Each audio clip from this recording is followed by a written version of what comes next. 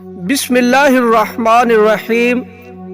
دجال کی آمد قیامت کی 10 بڑی نشانیوں میں سے سب سے اہم نشانی ہے، اور اس بات پر تمام علماء کرام کا اتفاق ہے کہ قرب قیامت کے تمام فتنوں اور آزمائشوں میں سے دجال کی آمد سب سے بڑا اور عظیم فتنہ ہے۔ اس فتنے کی بڑائی اور اس کے خطرناک ہونے کا اندازہ اس بات سے لگایا جا سکتا ہے کہ تاریخ انسانی کی ابتدا سے لے کر جتنے بھی انبیاء کرام آئے، انہوں نے اپنی قوموں کو دجال کے فتنے سے ڈرایا اور اس آزمائش سے اپنی امت کے بچاؤ کی دعائیں مانگی۔ دجال کے فتنے کا سب سے اہم کٹھن پہلو اس وقت سامنے آتا ہے جب ہم اس لفظ دجال کے معنی یا گہرائی سے مطالعہ کرتے ہیں۔ لغات کے مطابق لفظ دجال کے معنی جھوٹا، مکر و فریب کرنے والا، شعبدہ باز، دھوکہ دہی کرنے والا ہے۔ چنانچہ کہا جا سکتا ہے کہ دجال کی شخصیت ان تمام لفظی معنی پر منوعاً پورا اترتی ہے۔ سب سے بڑھ کر اہم پہلو شعبدہ بازی کا ہے۔ دجال ایک ایسے فتنے کا نام ہے جو اپنی شبہات سے لوگوں کا ایمان اور یقین سے کھیلے گا۔ روایات بتاتی ہیں کہ دجال اپنے ظہور کے بعد خود کو مومن ظاہر کرے گا، سب سے پہلے لوگوں کو ایمان کی دعوت دے گا اور دین اسلام کے ایک ربی کے طور پر اپنے آپ کو پیش کرے گا۔ اس کی شخصیت اتنی سحر انگیز نظر آئے گی کہ لوگ جوک در جوک اس کے حلقہ میں شامل ہوتے چلے جائیں گے، جس کے بعد وہ پہلے نبوت کا اور پھر نعوذ باللہ خدائی کا دعویٰ کرے گا۔ دجال کی آمد کے حوالے سے اگر روایات کا مطالعہ کیا جائے تو دجال کی اصل قوم یہود سے ہوگی۔ یہی وجہ ہے کہ یہودی دجال کو فتنے کی بجائے اپنا مسیحا مانتے ہیں۔ اس سلسلے میں علماء کرام کا کہنا ہے کہ دجال 2 قسم کے ہیں، چھوٹے دجال اور بڑا دجال۔ چھوٹے دجال کئی قسم کے ہیں جنہیں ہم اپنی روزمرہ زندگی میں دیکھ سکتے ہیں۔ ہر وہ مذہبی ملا جو شبہات بازی سے کام لے، لوگوں کو گمراہ کرے اور دین کے معاملہ میں جھوٹ اور دھوکہ دہی سے کام لے، دجال کہلایا جا سکتا ہے۔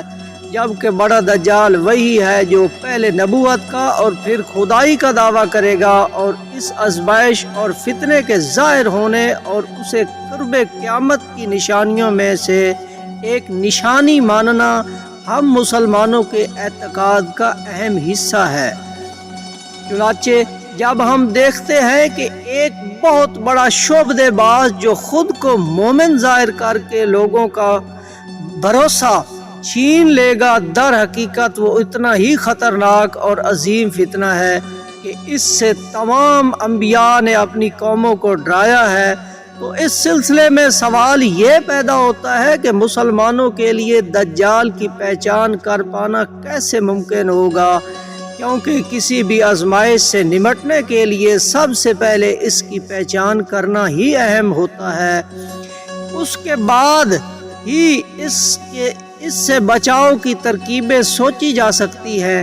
مختلف احادیث اور اسلامی روایات کے مطابق دجال کا جو حلیہ بیان کیا جاتا ہے، اس کے مطابق وہ ایک دراز قد، چوڑے سینے والا نوجوان شخص ہوگا، جس کا سینہ چوڑا ہونے کے باوجود قدرے اندر کو دھسا ہوا ہوگا۔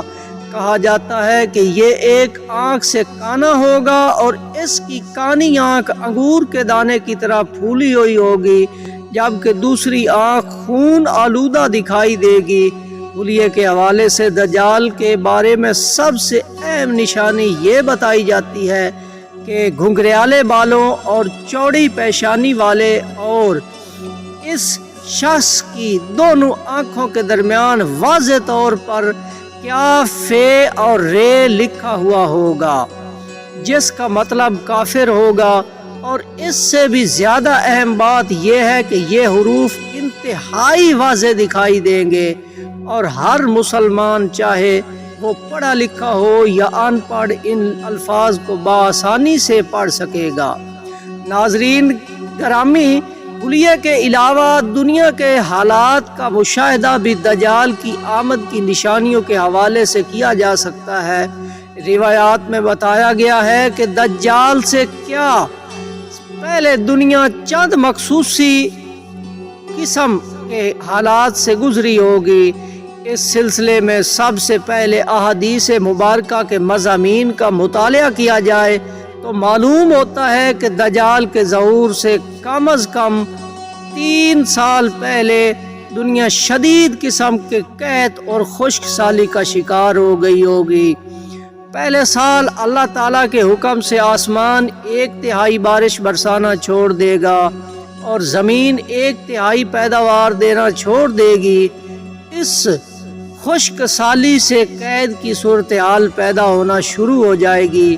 پھر اگلے سال آسمان کو حکم ہوگا کہ وہ اپنی 2/3 بارش روک لے اور زمین کو حکم ہوگا کہ وہ اپنی 2/3 پیداوار روک لے۔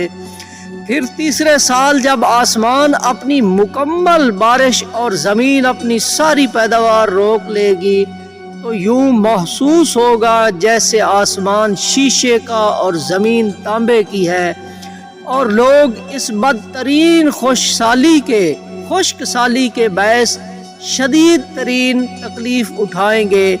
تمام چوپائے بھوک اور پیاس کے ہاتھوں ہلاک ہو جائیں گے۔ تمام ظلم، بربریت، فتنے اور قتل و غارت گری اپنی انتہا کو پہنچ جائے گی۔ لوگ ایک دوسرے کو جلا وطنی پر مجبور کریں گے۔ ایسے میں مشرق کی جانب سے شہر خراسان کی طرف سے دجال کا ظہور ہوگا۔ یہ وہ وقت ہوگا جب غذائی قحط کے علاوہ علم اور روحانی قحط میں بھی دنیا کو اپنی لپیٹ میں لے چکا ہوگا۔